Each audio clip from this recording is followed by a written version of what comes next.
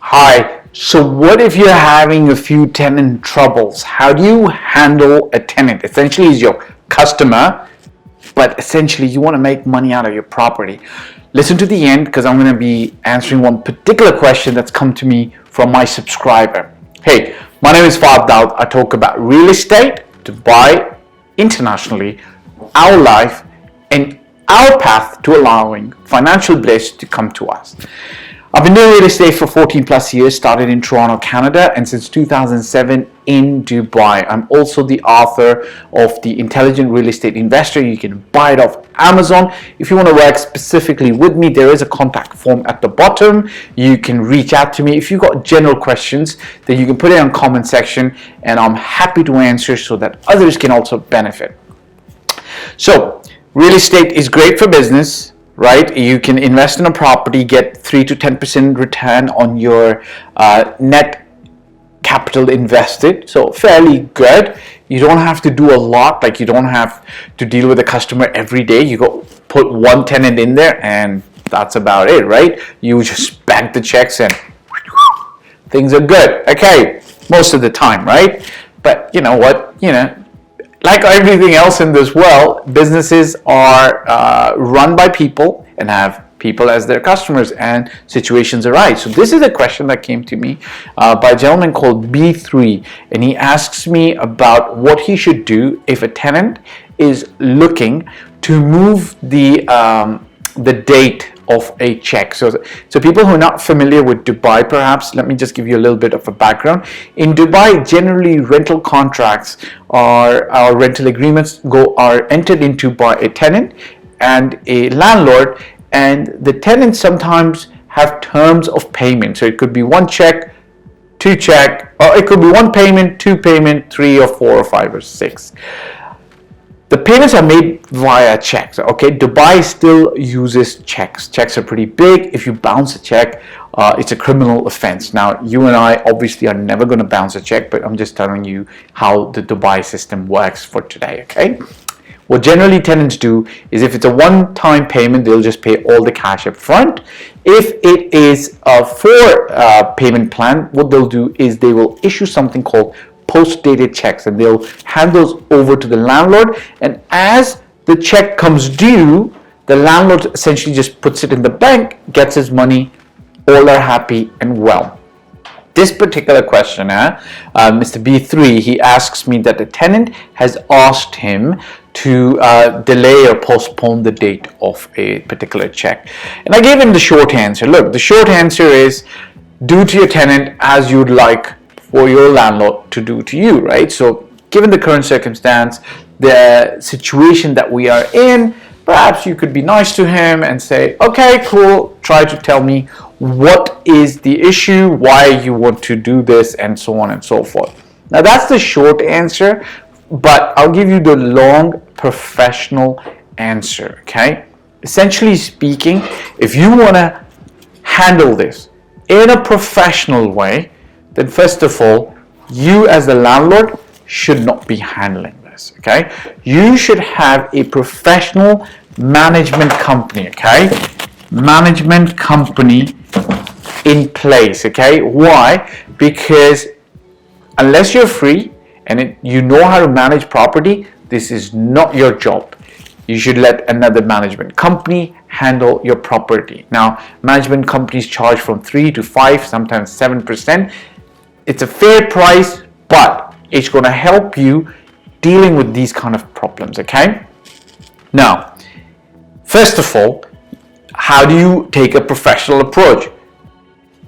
You should not be involved in dealing with the tenant. You should have a professional management company that's communicating with the tenant. I want to give you an example, okay? Let's assume you had a nanny per se, okay? Let's assume that you had a nanny who's overlooking your children, okay?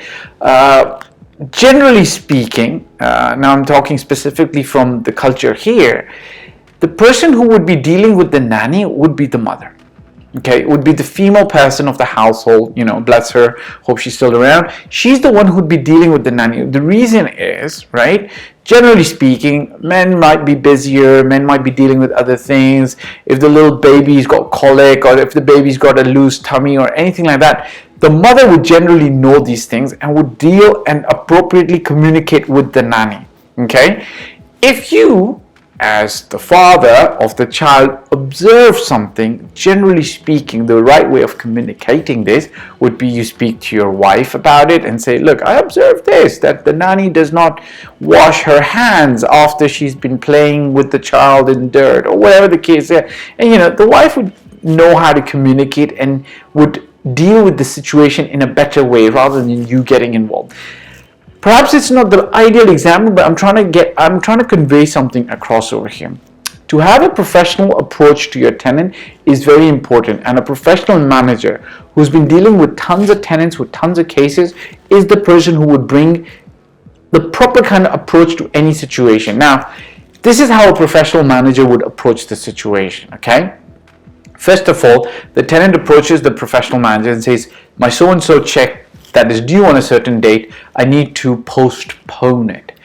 So the professional manager is going to say, okay, Mr. Tenant, what I'd like you to do is I'd like you to document this request and send it across to us for our consideration. Now, obviously, the manager would check with you as the landlord, like maybe you really need this money, right? Maybe you've got other payments that are due, right? So just because you're the landlord and sometimes you're in a better situation, sometimes you might have a healthier bank balance, doesn't mean that you have all the money in the world for the tenant to just tell you, like, look, don't bank the check. Perhaps you've got other payments. Perhaps you're going on vacation. Perhaps you want to buy a gift for your wife from that rent check, right? Who cares? It's your due and it should be paid on its due date.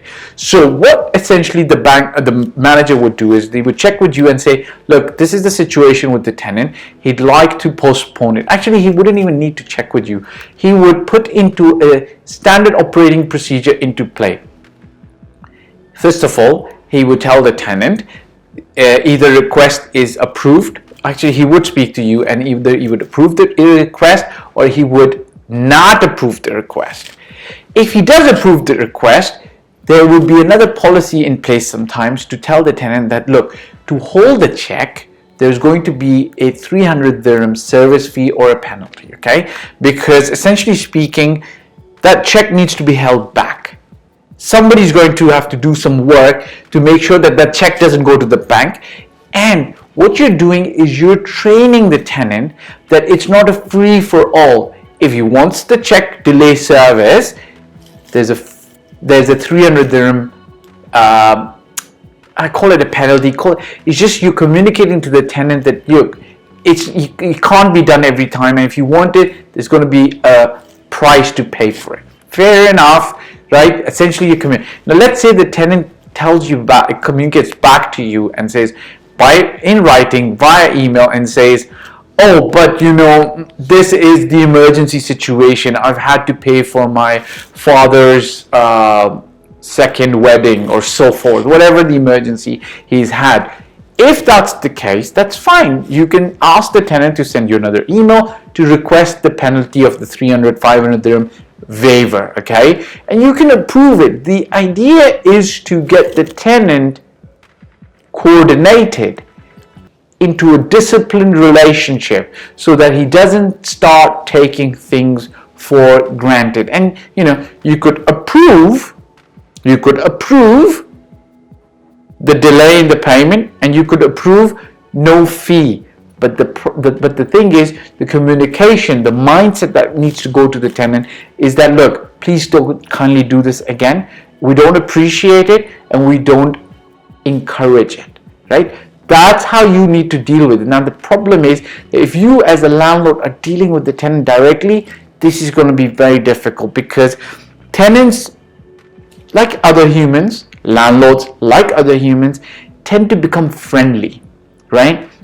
Whereas the property manager has been doing this for so long and is dealing with so many properties, is able to maintain a certain amount of distance to be able to enforce, should I use the word enforce, or balance everybody's rights so that everybody goes about their business in a more smooth way. So that's the long answer.